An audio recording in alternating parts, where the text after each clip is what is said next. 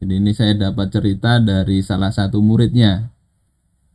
Jadi suatu ketika ada tamu.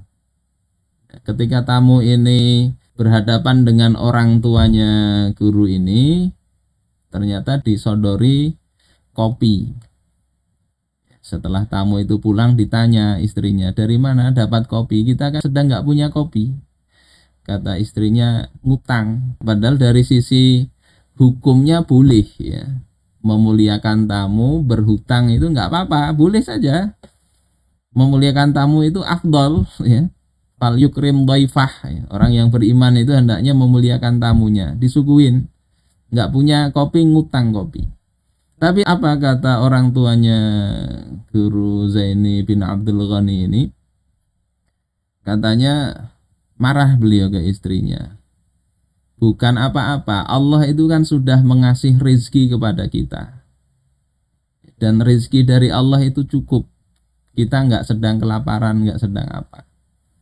Ini saya membahasakan sendirilah. Kalau kita berhutang itu seolah-olah kita menganggap Allah itu kurang memberi kepada kita.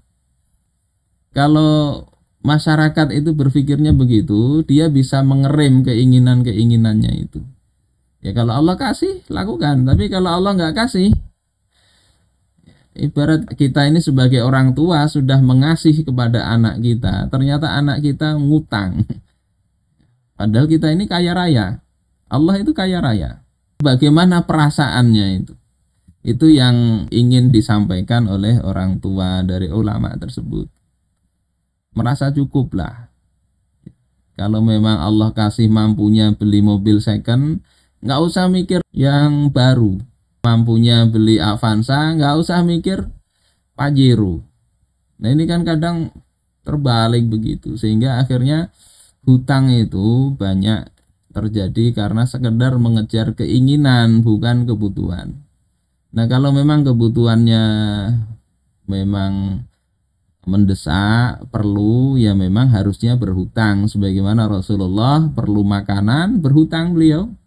Baju besi beliau gadaikan sampai akhir hayat beliau, itu bajunya masih di tangan orang Yahudi.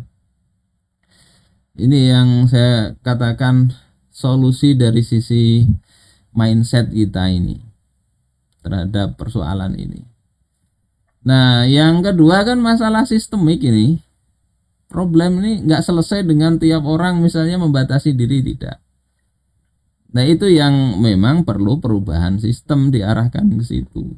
Dan Rasulullah Shallallahu Alaihi Wasallam sendiri bisa mengubah itu semua kan setelah beliau menjadi kepala negara, bisa punya kekuasaan menerapkan Islam. Nasrani kah, Yahudi kah, orang apa yang dia memakai riba dikeluarkan status kewarganegaraannya. Beres begitu. Nah, sekarang ketika semua lini justru memaksakan riba itu, ya paling-paling yang bisa kita lakukan ya seperti tadi, menjaga diri kita. Yang kedua ya senantiasa berdakwah, menyampaikan tentang ini sebetulnya nggak benar, nggak ideal. Bukan justru kita menyampaikan ya subhat-subhat, kesamaran-kesamaran yang membuat masyarakat bingung.